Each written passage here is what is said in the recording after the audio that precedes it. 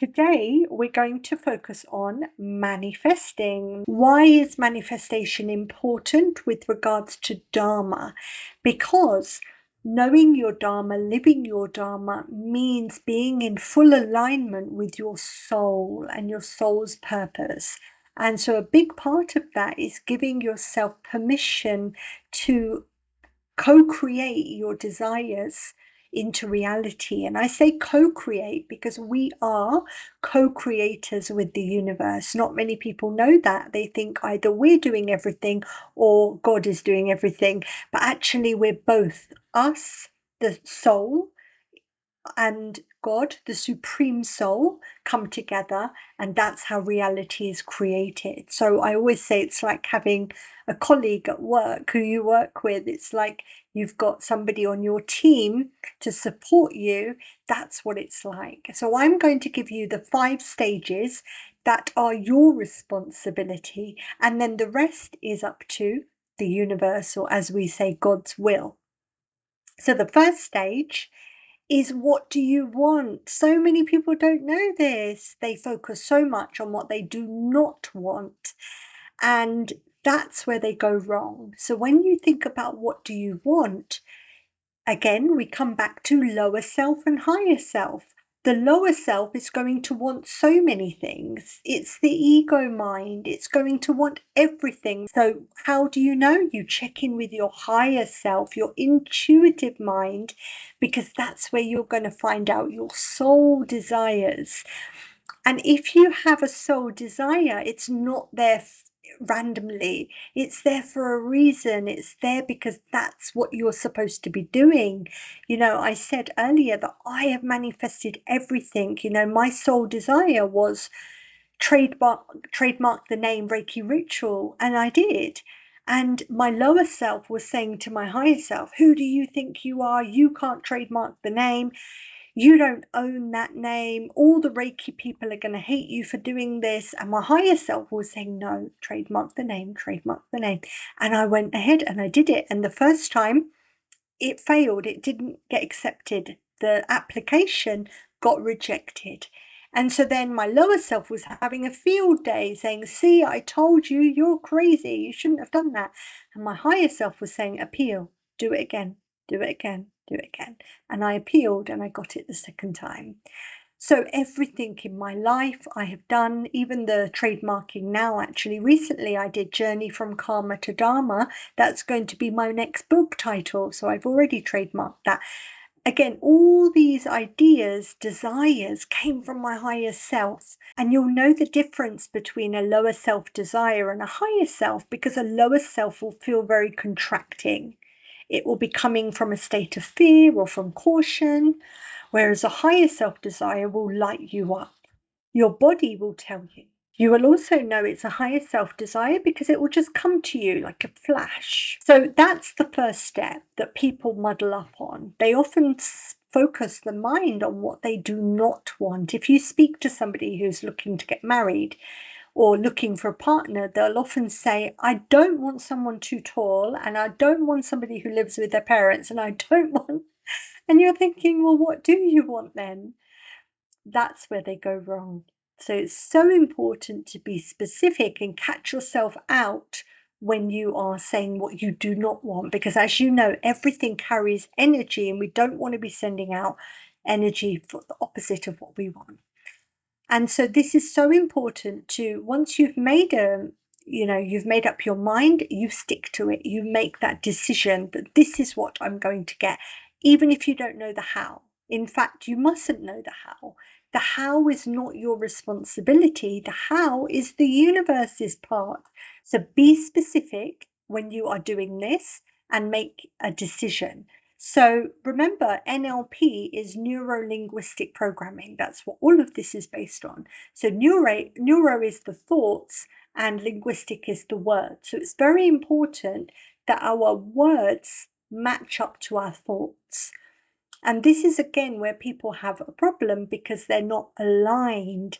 And so they'll be thinking one thing and saying another. So it's very important to be able to catch yourself when you notice that you're spiraling or when you are saying something that's not in alignment with your desire. This is a fun one, and I love using this visualization. Visualize yourself having it already. That's so important. In fact, there's so much research now that shows that the brain doesn't know the difference between illusion and reality. Can you believe that? That the brain actually believes that if you are experiencing an emotion, it's happening right now, even if you're remembering a past event or you're visualizing a future event. That's why this one is so exciting, because it has the potential to collapse timelines. I've seen people manifest things so quickly. There was a lady in my other cohort, and she wanted to move house. She had a very fixed budget with what she could afford, and she had a very specific criteria. And every estate agent she went to, they said it's next to impossible. Like, this is not going to happen. Your criteria is so specific and your budget is so restrictive.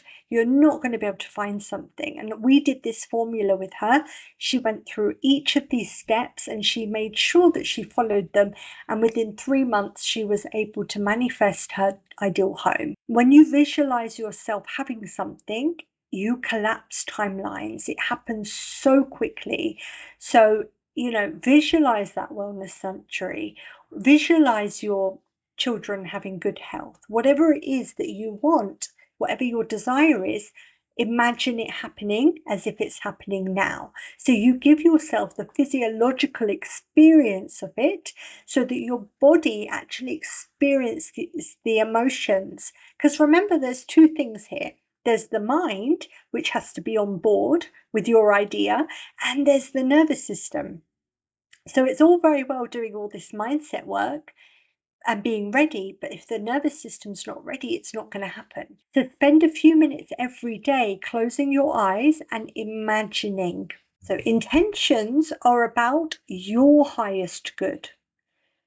And the belief is that whatever is good for me is good for everyone.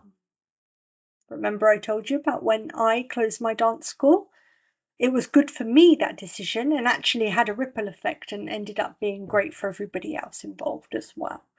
So whenever you do something for your highest good, that's what's going to be best. Otherwise, you're doing it at your detriment. And it comes from the solar plexus chakra, self-love.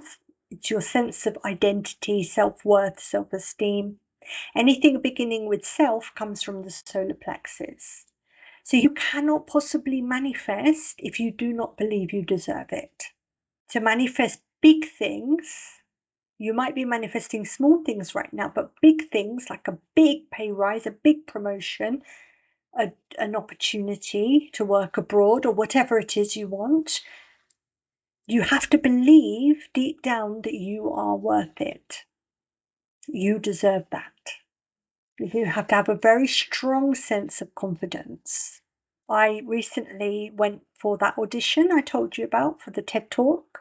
I drove all the way to the Midlands. I watched lots of TED Talks before I went there. I studied them just to see their delivery, etc. I prepared my speech. I drove there. I got dressed. I did the audition really well. I'm very proud of how I did it. It was a flawless delivery, I thought, but I didn't get it. I didn't get accepted. And instead of feeling rejected, I actually got curious about that. And I thought, I wonder why I didn't get it. I wonder what it was. Was it my delivery? Was it my idea?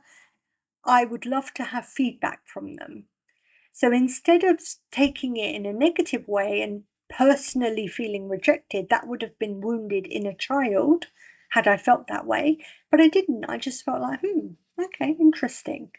I did my bit by going, doing that, preparing, and then the universe didn't deliver the outcome, but that's fine. That I can't question that bit. So your part is to focus on your thoughts, your words, your beliefs, your intentions. And the last one, your actions. But then the rest you must let go. That's the last part. So step 3 is to believe that you deserve it. And you do that by eliminating any limiting beliefs that you do not deserve it. So all the belief work that you've done, I am not worthy, I'm not good enough, how can this happen to me? I'm not confident enough, I'm not brave enough, all those limiting beliefs that you may have or you may have had.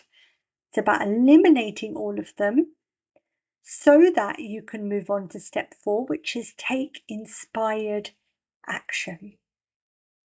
Every day, do something that pushes you out of your comfort zone. Today, I did a live on Instagram. I felt very uncomfortable doing it. It was out of my comfort zone, but I pushed myself to do it because I know it's these small steps that are going to take me forward.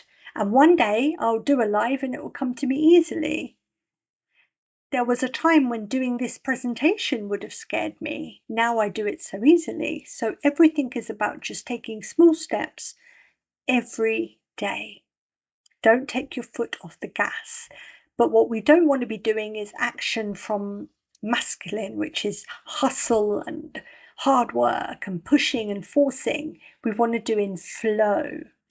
That's the difference between taking action from your higher self as opposed to your lower self.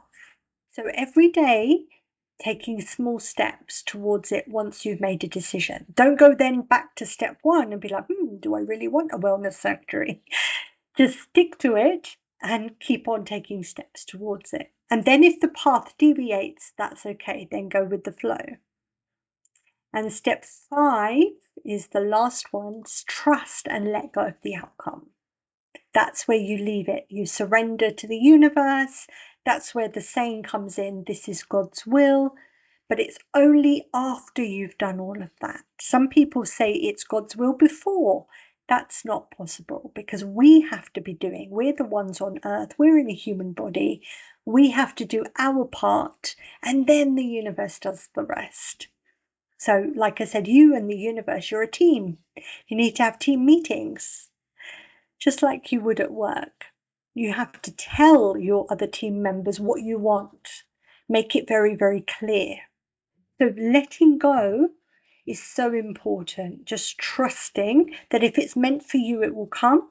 And if it's not, something else or something better, not necessarily better, but just something else will come along. Because the truth is, you wouldn't even have a soul desire if it wasn't meant for you. It would just go to someone else. Like, why did it come to you? You don't need to know the how. You're trying to do someone else's role for them. It's like you and your colleague are on a team and you're trying to do your colleague's work.